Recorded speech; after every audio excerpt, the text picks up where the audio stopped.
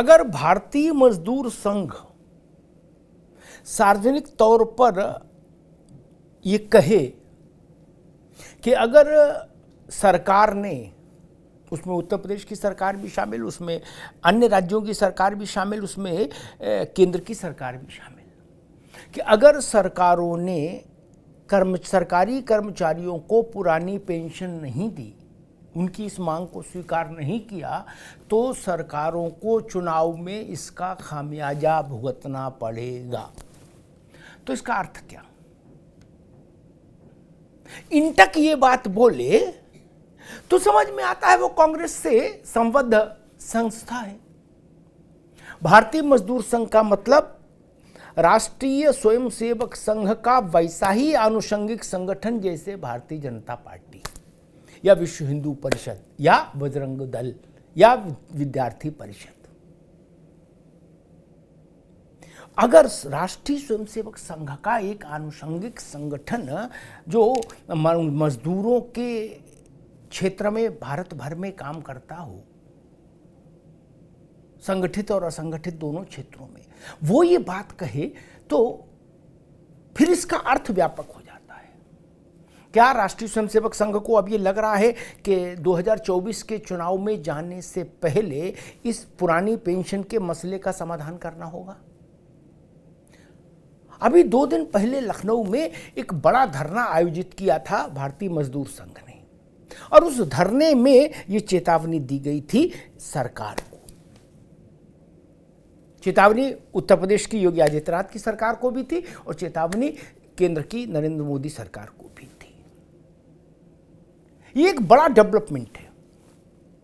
और इससे पहले, अभी कुछ दिन पहले की बात है, उत्तर प्रदेश की योगी सरकार ने न्यायिक सेवा क्षेत्र में काम करने वाले अधिकारियों के लिए, कर्मचारियों के लिए पुरानी पेंशन बहाल करने का आदेश जारी किया था। ये भी एक बड़ा डेवलपमेंट था, नया डेवलपमेंट था।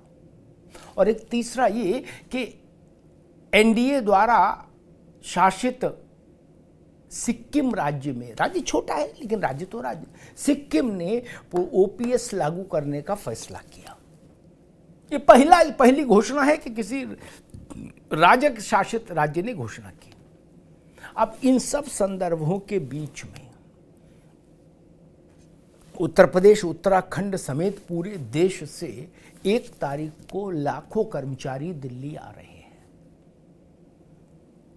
दिल्ली में एक बड़ी रैली करने की योजना, और उस रैली की हुंकार ये कि जो पेंशन बहाल करेगा, जो पुरानी पेंशन बहाल करेगा, हमारा वोट उसी को मिलेगा।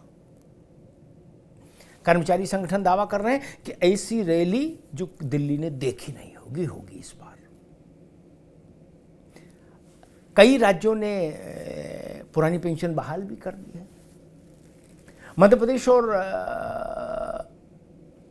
मध्य प्रदेश में कांग्रेस ने वादा किया है कि वहाँ चुनाव में हम जीते तो पुरानी पेंशन बहाल करेंगे, और राजस्थान और छत्तीसगढ़ में जहाँ चुनाव है वहाँ कांग्रेस की सरकार, मौजूदा सरकारों ने पुरानी पेंशन पहले से बहाल कर दी है।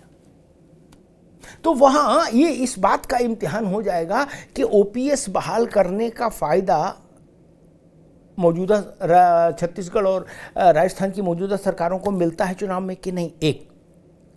और ओपीएस बहाल ना करने का नुकसान भाजपा को मध्य प्रदेश में उठाना पड़ा कि नहीं, ये भी टेस्ट केस हो जाएगा।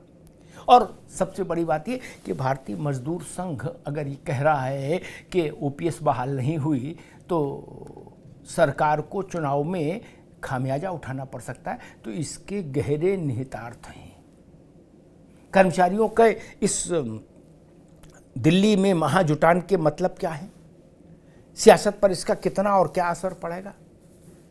और क्या राष्ट्रीय स्वयंसेवक संघ अब सरकार को ये सलाह दे रहा है कि कर्मचारियों के साथ टकराव का रास्ता ठीक नहीं, वो भी तब जब चुनाव कुछ महीने दूर हों? आज शाम 5 बजे रही मेरे साथ, इसी पर चर्चा करेंगे। धन्यवाद।